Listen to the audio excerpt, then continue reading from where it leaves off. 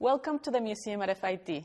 My name is Tania Melendez, and I am Senior Curator of Education and Public Programs. This is our Fashion Culture series online. Tonight, we are pleased to welcome fashion designer Prabal Gurung, who will be in conversation with our director and chief curator, Dr. Valerie Steele. They will talk about his career and how his life has changed after the pandemic and New York's transformation. I hope you enjoy the show. Thank you so much for coming to do this. Absolutely, it's a pleasure.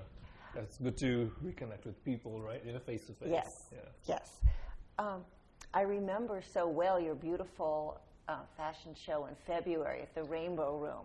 And I thought, looking back, seems like so long ago now.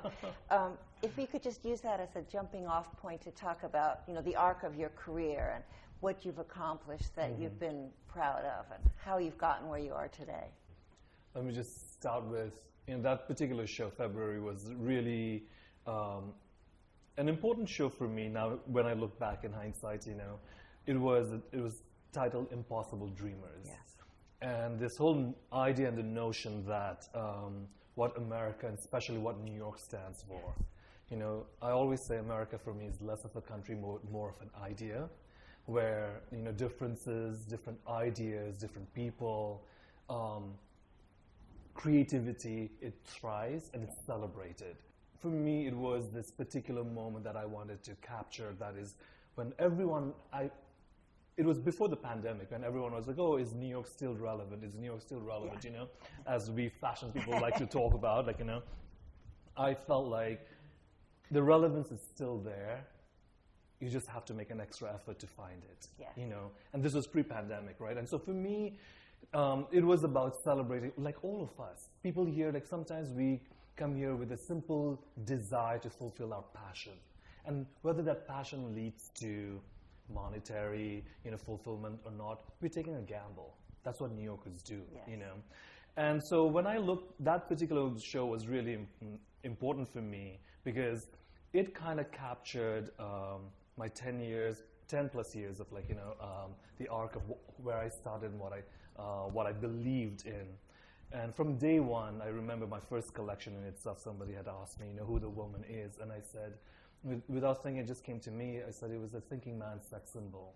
And what I really meant at that particular time was fashion at that particular moment was putting women in two categories. One, if you cared about fashion, you're not a smart girl.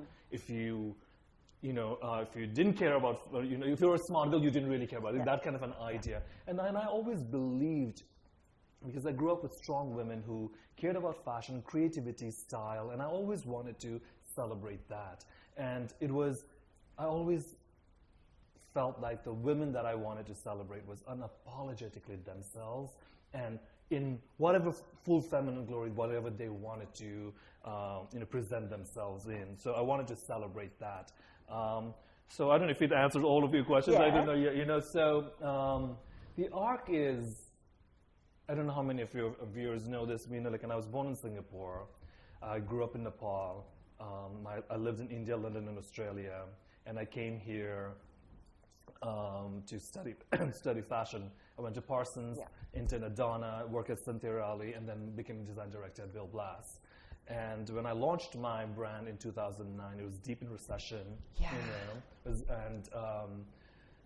And I remember everyone had told me not to do it, but I felt like instinctively it was the right thing to do. And if it didn't work out, I'd blame it on recession. Yes. That's what I thought, But for me, it was simply with this idea and notion that I came here knowing no one, with this idea of realizing my American dream. And I felt like deep in recession, in the most challenging time, is when I think creativity fosters, So I left my big apartment and went to a tiny little studio in East Village, went on unemployment and lots of dates. And that's how I, managed. And my first collection in itself was, my friends and family and my friends' gallery. It was really budget. There was no budget. Let's just put it, and then and it was 2 hours presentation. First hour was just like an assistant buyers, editors, and everyone, they started texting their bosses. That's when Kathy Horan, Women's Wear Daily, everyone from Vogue, and they all showed up. And next morning when I woke up, my collection was on the cover of Women's Wear Daily. That's how I started, Yes. you know. And though at this point when we are talking about, oh, the media, the paper, who cares about print magazines and all that, and in 2009, what that cover meant to me was usually those 7 days are, allocated for the big guns. Yes. Donna, Ralph, Calvin, Tommy, Mark, Michael Kors, and so for someone like me, no one who knew, nobody had heard about me, to get that cover, it completely changed, and it just took off. Yes. All I wanted was to make clothes. I didn't realize we were going to take out that fast, and now here I am. What's changed now for you since March? Lots. The way we, if you look at the business side of it, the way we operate business is completely different now. It has been without universe across the board, universally, globally. If you're an entrepreneur or if you're an employee, all of us, it's challenging. There's no doubt about it. It has been, for a lot of people, it's been difficult, and for me too. But what I've really found about in this particular moment is a sense of community that our industry didn't have before. I had my own pockets of different friends, and now all of us coming together, being really open and vulnerable about our, businesses, whether it's going to survive or not, what are you doing, how can we support each other, sharing resources. And so that has been really, I would say, inspiring in that way. But for me, this particular moment has been the most inspiring time of my entire life. I look at a lot of people who are like, oh, we want summer 2020 to be over and all that. And I was like, when I look back at this particular moment, I decided to stay in New York, not leave New York, simply because I knew history was being made. I live right near Washington Square Park. My living room faces Broadway. And I go to all these protests and marches, and to see the world, especially America, and the world having this awakening, reckoning, realizing about our, and being able to examine ourselves. Yes. Things that were thinking, we thought that were right, being forced to question those.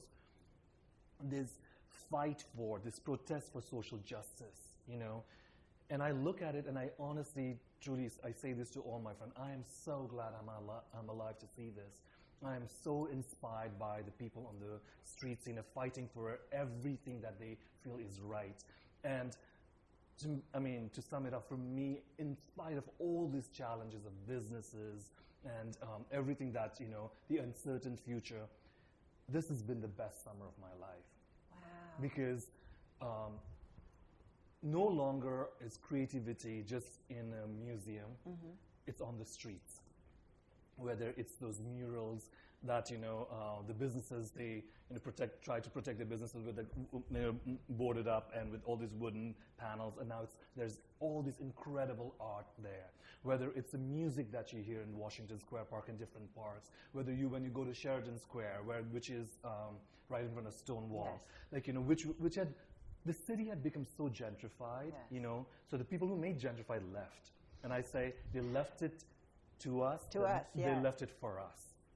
And to see all these pockets of Chelsea Piers, West Side Highway, which was so filled with the wellness fanatics, nothing against them, now to see old school, voguers, people from Paris is burning, to all these, trans activists, just having this conversation, music, everything. It is the most inspiring, and I feel like I am just for the time being, I may be the collateral damage of this movement, but I'm okay with it. I know I'll bounce back. I know we all will bounce back because I've lived here in New York for 20 years, and if there's something that we New Yorkers know is to bounce back. Yes. You know, it may take a little bit of time. We're resilient. You know, we're unafraid to get our hands dirty and work and make it come through. So I find it really. So that's what my, you know, like this summer has been, reconnecting with people, just learning so much, and to see our industry, in each industry, and especially fashion industry, since we are in that world, you know, having not just like, you know, an awakening, but, you know, being forced to take accountability for their history and actions. And it's been something that's really, you know, like it's been great, and including myself. And as you know, like if you've followed my collection and everything, social justice, using my platform through fashion, talking about human issues, political issues, cultural issues, has always been the forefront for me. So, yeah, it's been. I look at it. It's been. I don't know. I feel alive. That's so wonderful. I mean, when you say how it's such a historic period, I guess that's really true. It's just such a concatenation of events. It was the plague, it was Black Lives Matter, it was the whole trans movement and the movement against Trump and to try and change everything. Exactly. It is inspiring, but I think that's because you weren't alone, isolated at home. You found these ways to communicate and align with people. Yeah, it was. And, you know, and I think,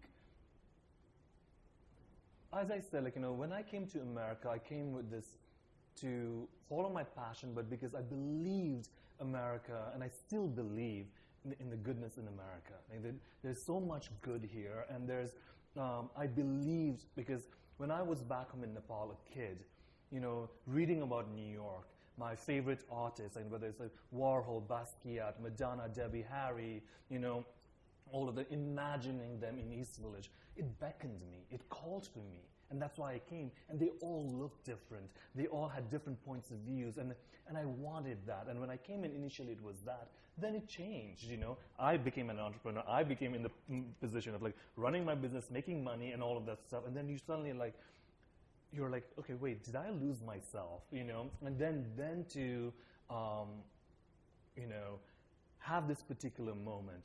I'm not trying to romanticize this particular moment. Please don't get me wrong about that. It is, the difficulty is apparent and we see it, but to have this country and the world like unpeel the injustice, not just, I mean, racially, economically, culturally, everything, you know, I think it is a good time for all of us to take a look at ourselves, all of ourselves, and see how we're going to move forward, you know. And how do you think that's going to affect us in terms of fashion and how we present ourselves? Because you were saying, I mean, they're wonderful looks on the street. How are people using this moment and using fashion and appearance to say what they believe in? You know, I think I've always believed this.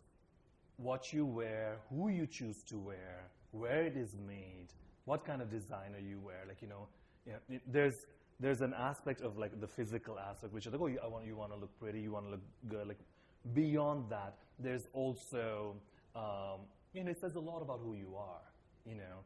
And sometimes, for the longest period of time, I felt in our industry and fashion and the world is, you know, there are less percentage of people who are individual, who can create their own style. There are a lot of followers, right?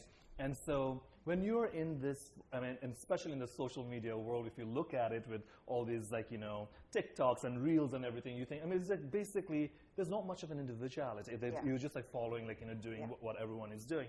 In this particular work, that, to me, what it says is to have an individual point of view, whether it's through your clothes that you wear, social media, what you post, it says a lot about you. And how people are going to change, I hope, is, you know, just being unafraid to, A, be who they are, C, I mean, be like, you know, it could be like, you know, and express however they want to be unapologetically. And I think, who knows what happens. And business-wise, it's a lot's going to change. I don't think there's going to be like September shows and stuff like that.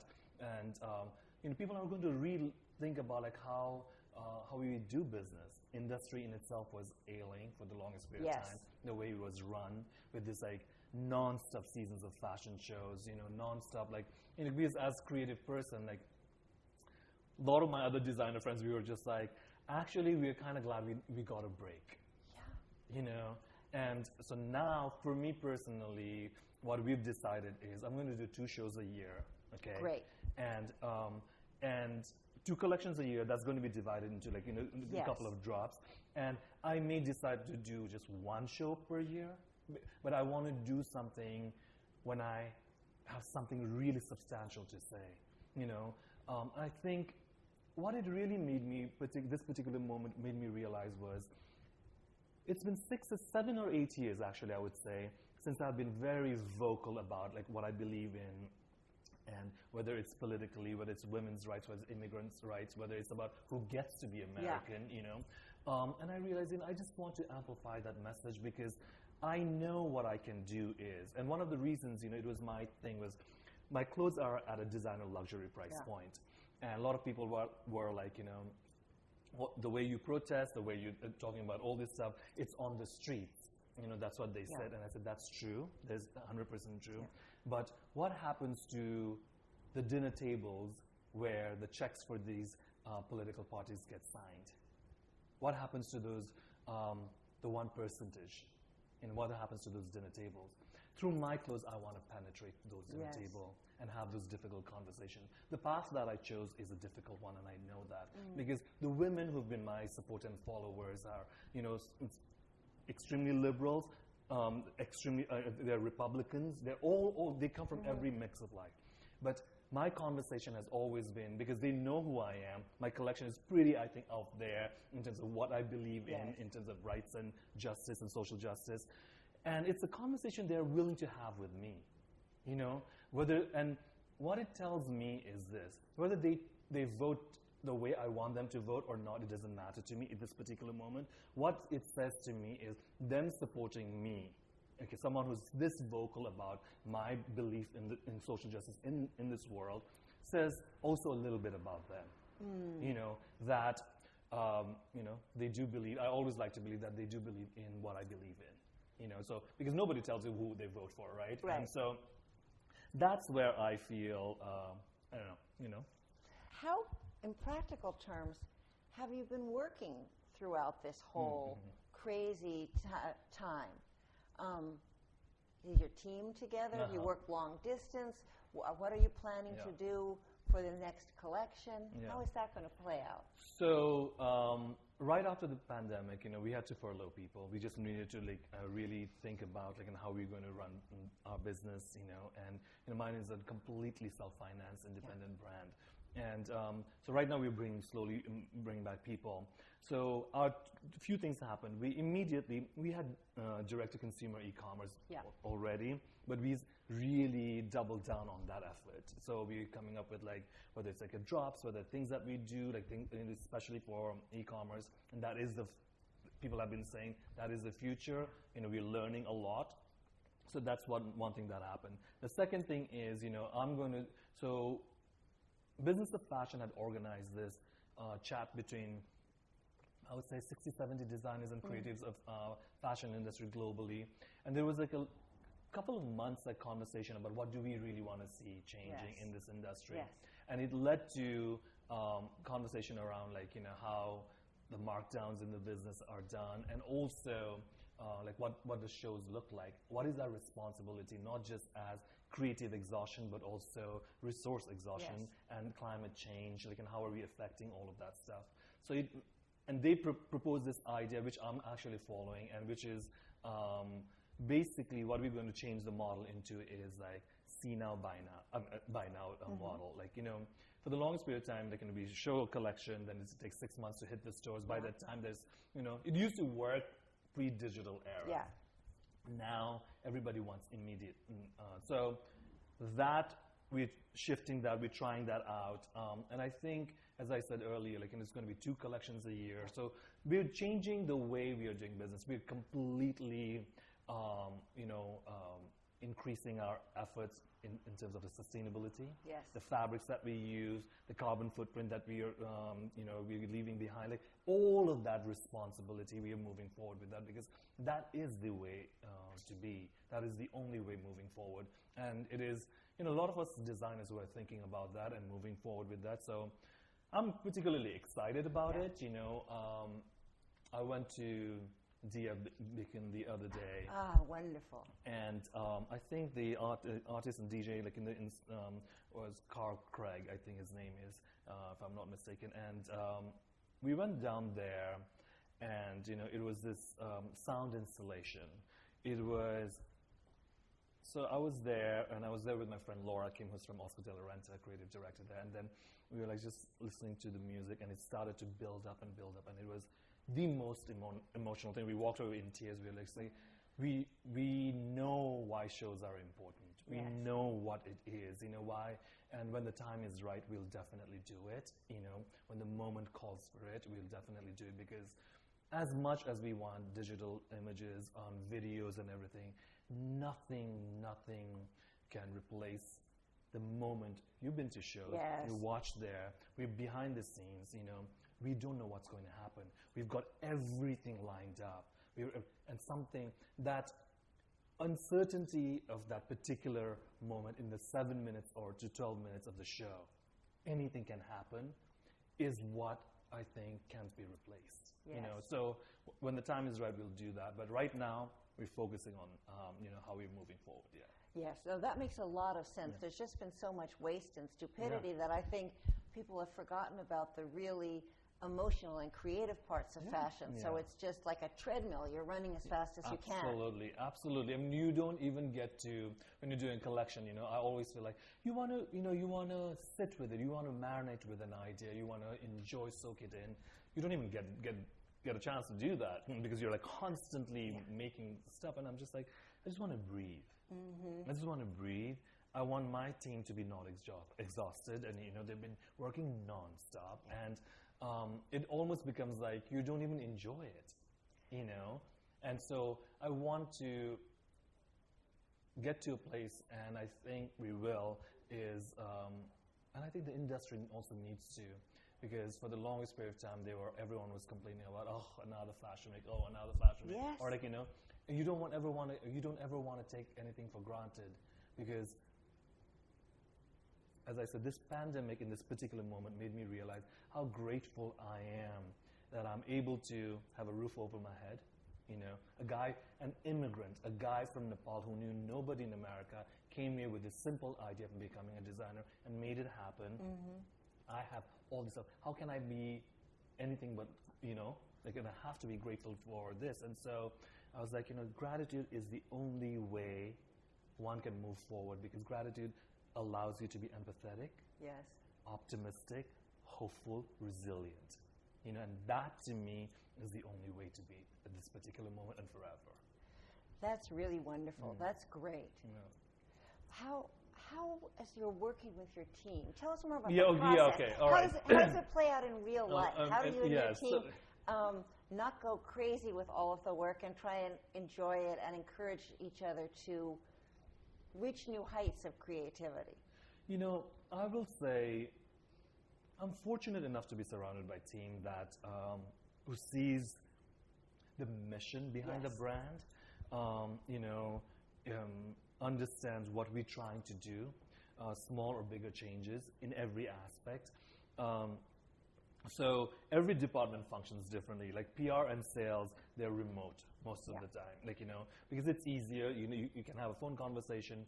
Now, when it comes to design and production, where you have to drape, where you have to do, it is. I would say, you have to be in person. You have to go to the studio. You have to talk to them, and it's been, I will say, for some crazy reason, it's been far more efficient. I don't know why. I think it's become in this. I think we got so much done in this like couple of months. So it's from whether it's Zoom calls, whether it's the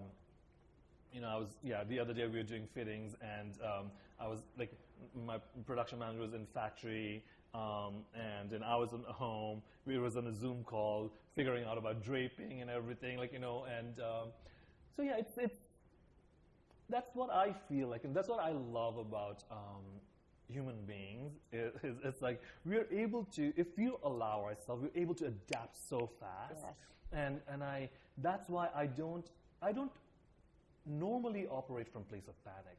You know? Yes, that's clear. You've got a kind of calmness and Yeah. a sort of centered feeling. I mean, you know, like there are people that I'll go and express, like, you know, by no means am I sitting here and being like, oh, I'm so chill. It's not.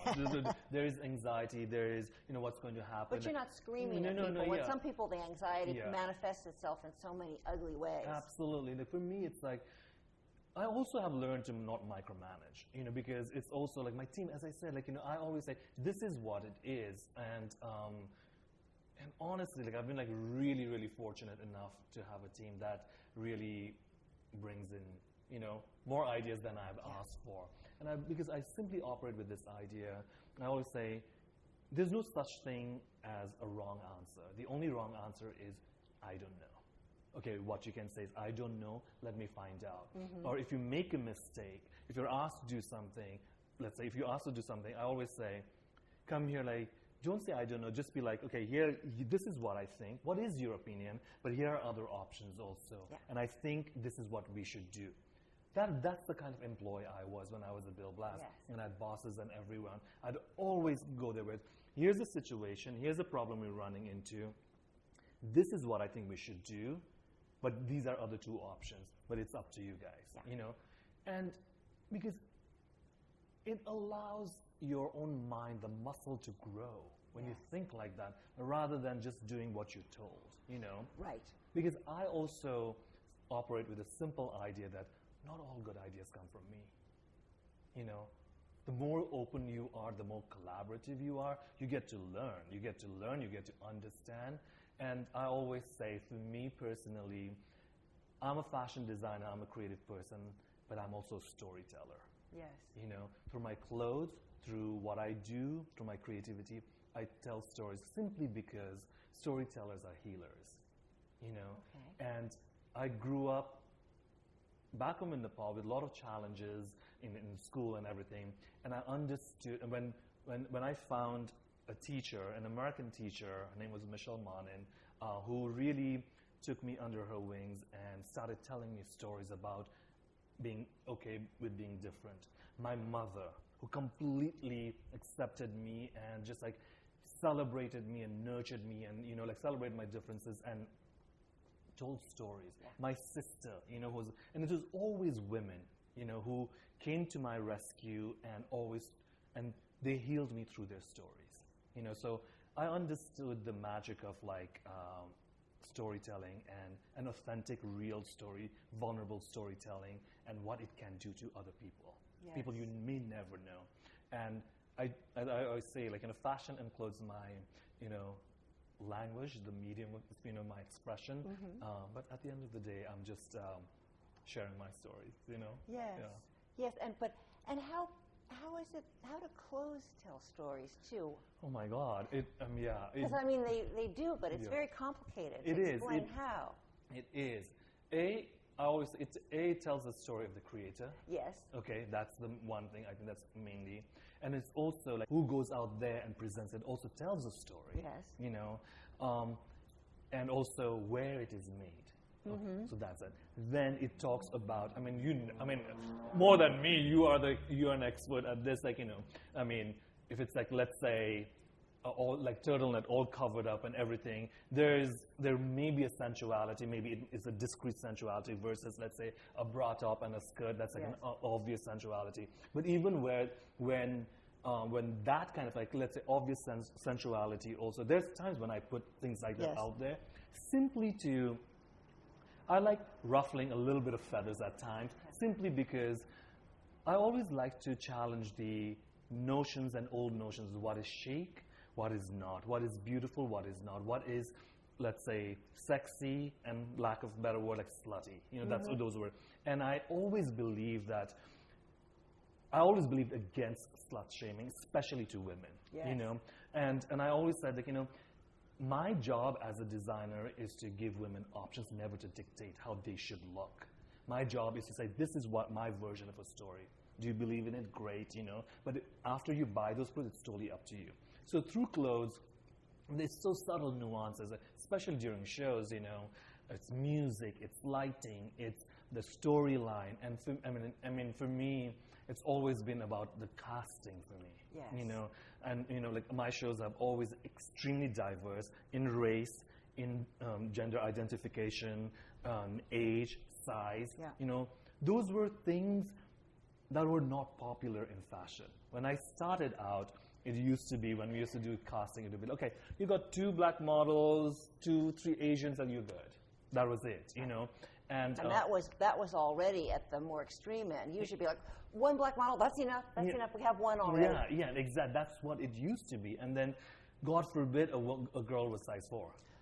Right. Okay. And then I'd be like, but she's a tall girl. Her bones are big. So it's like, it's fine. And, in the beginning, I followed the rules because I was smart enough, as I said, I didn't have outside investors. So I was smart enough to know that if I did this, I can get certain place where it allows me to get the finances that I need. Yeah. I did that. And in the beginning also I was experimenting and I was like trying everything, and then it didn't really fulfill my soul. I remember my nieces were growing up and they would see my runway show and it was predominantly white girls, and it would be, and there'd be 1 or 2 Asians. They're like, oh, we like that dress. And they were like 4 or 5. Yeah. I immediately got what they were saying. Of course, they identified with the model. Yeah, and without me, then I was just like, then I woke up one day and I can sit here and be advocate for women and say all these stuff. But if I don't have women, how they would choose to identify, sizes, race, and everything, then it's all false. Then it's all false, So, and I was like, I have the rarest opportunity from someone coming from Nepal. I was the only designer. Like I remember when I left Nepal, everyone said it was a good hobby, And when I left Nepal, I was the only designer from there, and I have this opportunity and platform and story, and I was like, why not tell this story? Because my personal dinner table looks colorful, people I hang out look colorful. My after party dinners or something are always filled with different actors, politicians, activists to designers to creatives. It's always that. So why shouldn't my runway look like that? And I think I remember when I started speaking out about all these stuff. When I did my collaboration with Lane Bryant for Plus Size, I remember I was at a party. One girl was like, "Why are you making clothes for fat people?" They don't need to have any clothes. Yeah, and all I said it's because of people like you. That's what I said it out loud. And she was like, "Oh, I didn't mean." And then she was like, I said to her, "I'm not angry. I'm not angry. I'm just here. I have zero delusions that I alone can change this world. I don't have that. But I am going to be one of voice. Hopefully there'll be others, and collectively we can make a change." I remember it was Cindy Levy, who was the editor-in-chief of Glamour magazine. 2 years ago, she said to me at a party she was hosting, and she said to me, "Prabal, how does it feel when the culture catches up to you, and when the world catches up to you?" And I looked at her and I said, I didn't even think about that, because I remember growing up feeling unseen, completely invisible. And I know what it feels like when your existence is not validated. Yeah. People don't see you. And I promised myself long time back, when people were telling me I was different, I said, I'll do things differently. I'll do things that are right for me and sounds right. And I'll make sure that whatever I do, whatever I say, whatever I put out there, that it touches someone who's never had a voice. And that's one of the reasons when I did my Lane Bryant collaboration, I asked them, I said, I want the best photographer, Ines and Vinod, and I said, best model, Ashley Graham, and pages of Vogue. And we had a long chat with Vogue, and then Anna gave me a page and a half for that. And I remember telling her, it may not result in sales, but I know there will be a woman, there will be a girl who will turn the pages of Vogue, who might have never seen her there, will suddenly feel like, I belong. Yeah. And I know how important it is for people to feel that they belong, that their existence matter, that they matter, you know. In a way, of course, fashion is about that. It's to be seen and to be acknowledged for who you are. Yeah, it is, and you know who you are, and it is also about you, and whether you choose to reveal or conceal. Yes, you know, that's right. You know, and that's what I think is so magical about fashion is. You can be a chameleon. You can be whoever you want to. You know, that's why I always allow myself to go through the motions of what I feel in the morning, and that's how I'll dress. You know, and I think it is the most, I would say, exciting, and it takes me back to my old boys, you know, school back home in Nepal, where all I did was sketch, and I escaped in that world of like dreamlike world where I could sketch and just imagine what what the world could be. Yes. Yeah. Yes. Thank you so much. Of course. This is fabulous. Of course. Is great. Thank you. No, thank you very much. Did we cover everything? I think we did.